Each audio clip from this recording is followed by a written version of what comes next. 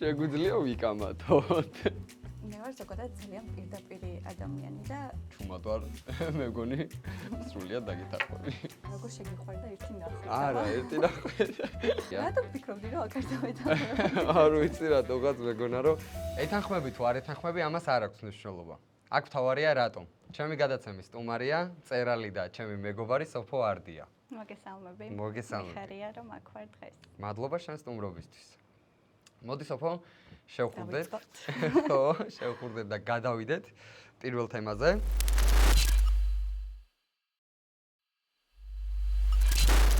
დღეს ჩიქები არ გვაქვს. შენი წიგნის შესაბამისად ფიგურები. ოიქეცი ფიგურებით, ასე იყოს. დიახ. ძალიან კარგი, შენ გაქვს 30 წამი, შენი აზრის დასაფიქსირებლად. და გისმენთ. სიყვარული ზოგადად ყველაზე მნიშვნელოვანი გრძნობა, მე მგონი ამაზე ყველა ვთანხმდებით, მაგრამ ძალიან საინტერესო და მრავალფეროვნად შეიძლება დაიწყოს. მათ შორის, რა თქმა უნდა, მეგობრობით, მაგიტომ არ დავდე ზუსტად ეს ფიგურა აქ.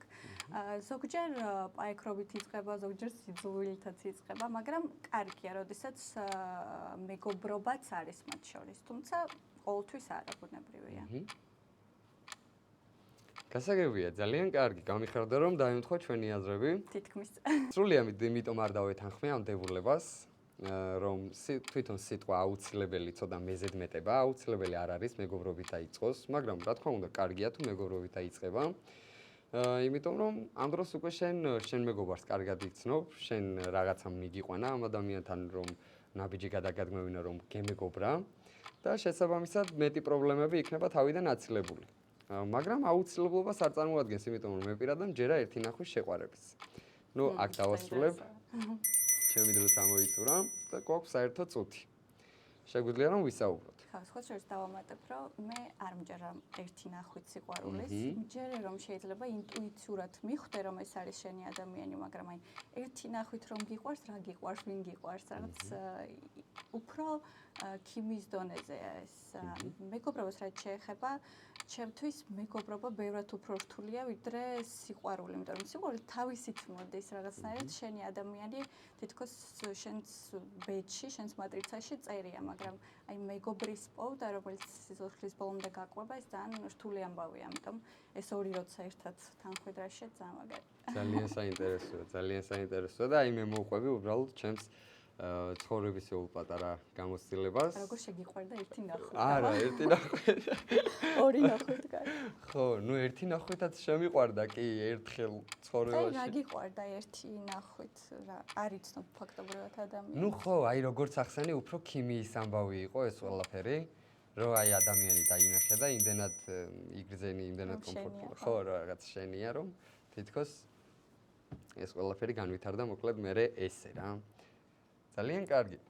მე მგონი შეგვიძლია გადავიდეთ შემდეგ თემაზე.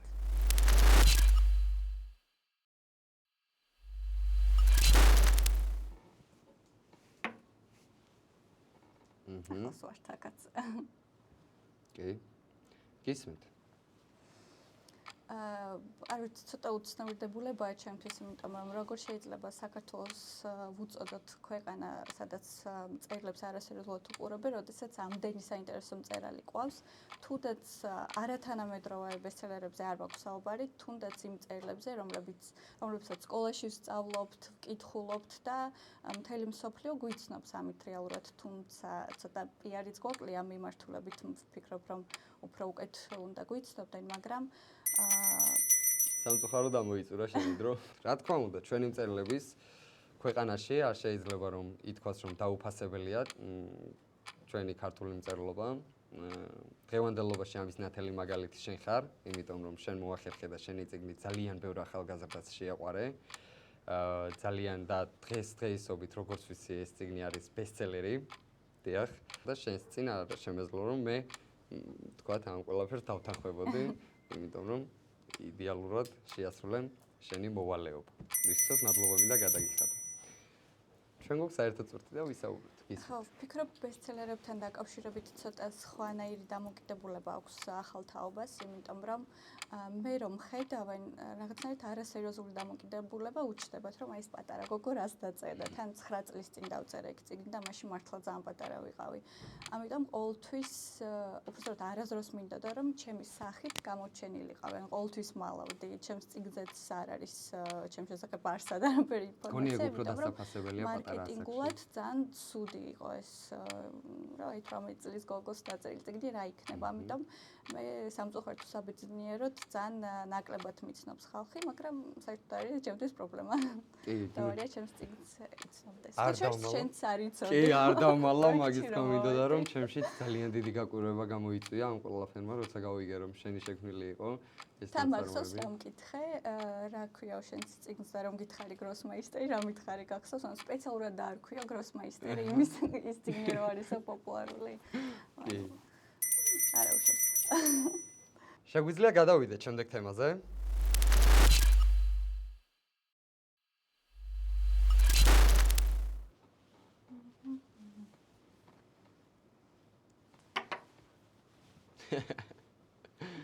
ძალიან კარგი. ისმენ. მე ვარ ზოგადად ძალიან პირდაპირი ადამიანი და არ მიყვარს, როდესაც სიმართლეს არ მეუბნებიან, როგორი მწარეც და მტკივნეულიც არ უნდა იყოს ეგ სიმართლე, მაგრამ რა თქმა უნდა, ეს სიმართლე არ უნდა გადავიდეს უტაქტობაში, უზრდელობაში და როდესაც ინიღბები ამ სიმართლის ფორმით, ესე ვთქვათ. თან ვერძი ვარ ზოდიაქოთი და ასტროლოგიაც ჩავთვალ ცოტა. მოკლედ გულწრფელობა ერთ-ერთი ყველაზე მნიშვნელოვანი და საინტერესო და დასაფასებელი თვისებაა ჩემთვის ადამიანში. ძალიან კარგი, სრულიად მისაღები და დამაკმაყოფილებელი პასუხია. რატომ ფიქრობდი, რომ აქ არ დავეთავე? არ ვიცი რატოღაც მეგონა რომ ნუ რაღაცა კეთილი ტყუილებიც ხო არსებობს და მაინც აქეთ წახვიდოდი რომ აი ხო შეიძლება ადამიანს რაღაც კეთილად მოატყუო. ჩემთვისაც არ არსებობს. არა, არ მიყვარს ტყუილები. კი. წვრილბანი და კეთილი ტყუილებიც არა. ჩემთვისაც არ არსებობს კეთილი და ბოროტი ტყუილი, ტყუილია. პირიქით ადამიანს თუ რაღაცისკენ არ მეუთითებ და სიმართლეს არ ეტყვი. ჩემი აზრით სიცრუეში როტოვებ ადამიანს, მაგ დროს უფრო დამნაშავე ხარ. ბოროტებაა კი. კი. ამოიწურა სამწუხაროდ ჩემი დროც. ხო, ნუ აქ ერთმანეთს ისე დავეთანხმებთ, რომ გამოცაც აზრი არ აქვს. თუმცა ხო, პატარა ტყუილიც, კეთილი ტყუილიც ტყუილია, გეთანხმები მაგაში. რა საჭიროა, რომ ადამიანმა ცხოვროთ ტყუილში. ვერ ხვდები მაგის აზრს. თუ ადამიანის მეგობარი ხარ და მისთვის მხოლოდ კარგი გინდა, რა თქმა უნდა, ჯობია რომ გულწრფელი იყო მასთან და ის შეცდომებიც გამოასწორებინო, ესე ვთქვათ. და უთხრა ის ძალიან კარგი. კარგი, გადავიდეთ შემდეგ თემაზე.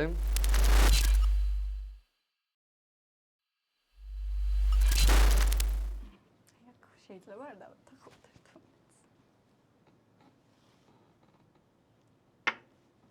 შემიძლია ხო დავიწყო? კი. მე ვარ ის ადამიანი, რომელთანაც მუზა და ინსპირაცია მოდის სიცარიელისგან, ანუ ჩემი წიგნის მთელი სიუჟეტი აწყობილია იმიდან, რომ ჩემს ცხოვრებაში არაფერი არ ხდებოდა და ადამიანებს ვიგონებდი, სიუჟეტებს, მოვლენებს და მე ძალიან მჯეროდა ამ ყველაფრის მართლა ვიფერადებდი, ესე ვთქვათ, ცხოვრებას. ამიტომ ჩემთვის მუზა იყო არაფერი, ესე ვთქვათ. და ინსპირაციის წყაროც არ ყოფილა კონკრეტული მოვლენები. ამოიწურა შენი დრო და თან საუბარიც დაასრულე.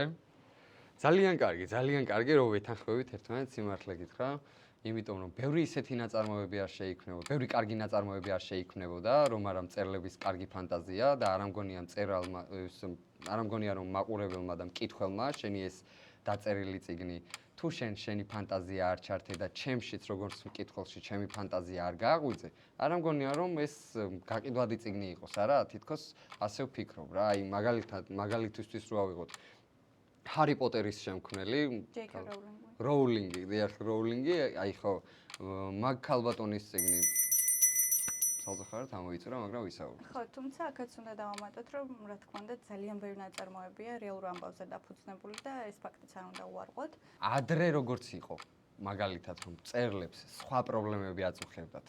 აი მაგალითად რომ წიგს ვერ ბეჭდავდნენ. 1000 სხვა პრობლემა იყო, ვერც წერდნენ, რომ იმიტომ რომ შეიძლება მელანი არ ყოფილიყო და ანუ მსგავსი პრობლემები, რომ ცხოვრება უფრო გაჭიროებაში ატარებდნენ რა ცხოვრებას და შესაბამისად, ანუ მათი ნაწარმოებები იქნებოდა ცხოვრებისეულ გამოცდილებებზე დამოკიდებული და ამ მოტივებით შექმნილი რა. მაგრამ აი დღევანდელობაში რო გადმოვიტანოთ ახლა ეს ყველაფერი, მე მგონი მწერლებს მსგავსი გაჭირვება დღეს არ აქვს. ხვდები რომ? გაჭირვება არა, მაგრამ ბევრი საინტერესო ამბით შეიძლება ცხოვრება და მე რამ ყოველთვის გადმოცემა, ამიტომ ესეთი წიგნებიც ბევრია. კი, მისაღებია და ჩუმად ვარ, მე მგონი სრულიად დაგეთანხმები. კარგი, შეგვიძლია გადავიდეთ ბოლო თემაზე.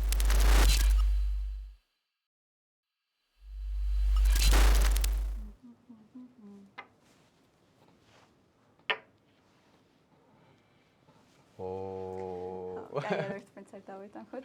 შეგვიძლია ვიკამათოთ. აქ მამაკაცში და ქალში არ არის საქმე. მგონია რომ ზოგადად ადამიანს, როდესაც ფული გააჩნია, ესე იგი ბევრი რამე გააკეთა ამისთვის ცხოვრებაში. მათ შორის ისწავლა, იშრომა, განათლება მიიღო, ბევრი რამე ნახა. და ქალიც და კაციც ბევრად საინტერესო ხდება როგორც პიროვნება, როდესაც გააჩნია რაღაცა ფინანსური ბერკეტი, ასე ვთქვათ. და ქალსა და კაცს შორის მე ვერ ხედავ განსხვავებას. კარგი. მე მგონი მივდივართ კამათამდე. საერთოდ არ ვფიქრობ, რომ ფულშია სიმპათიურობა ან ქალის სილამაზე. იმიტომ რომ მე რა მანქანიდან გადმოვალ, მე რა ნაჭერი მაცვია და ფეხზე რა მაცვია, ან კიდევ ბევრი ვიცი, ეხლა როგორც აღნიშნე რომ არაფერი არ გაუკეთებია ამ ცხოვრებისთვის, უბრალოდ მას შეუქმნეს ეს ცხოვრება და დაუტოვეს. და ამით იქონდა ეს ყველაფერი, მაგრამ არ ვთვლი რომ მე ჩემი თავი, ჩემ რაიმე ნაჭერთან ან რაიმე მანქანასთან უნდა გავაიგივო. ჩემი სიმპათიურობა, ჩემი დროც ამოიწურა სამწუხაროდ. გისმენ თუ რამის თქვა გინდა? აქ სიმპათიურობაში არ გულისხმობდი პირდაპირ მნიშვნელობით ამ სიტყვას, უფრო მეტაფორული დანიშნულება აქვს ჩემთვის.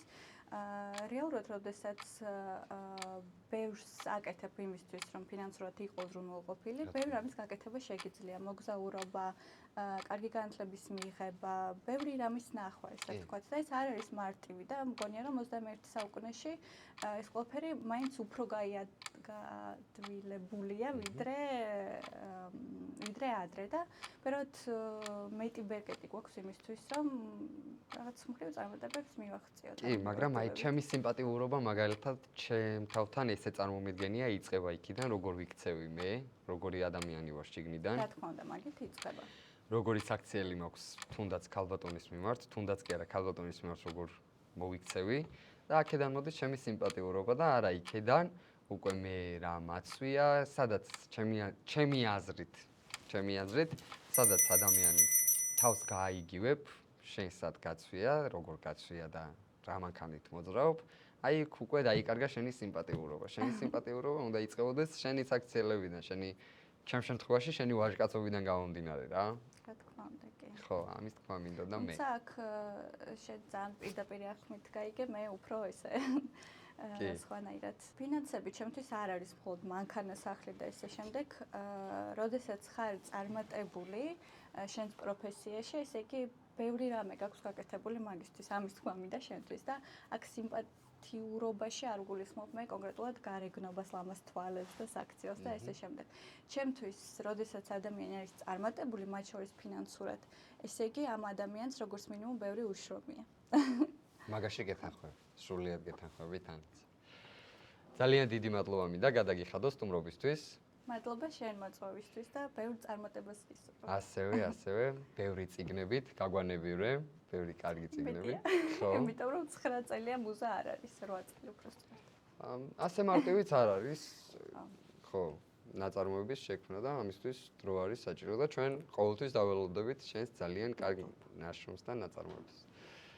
ჩემი გადაცემის სტუმარი იყო მწერალი სოფო არდია.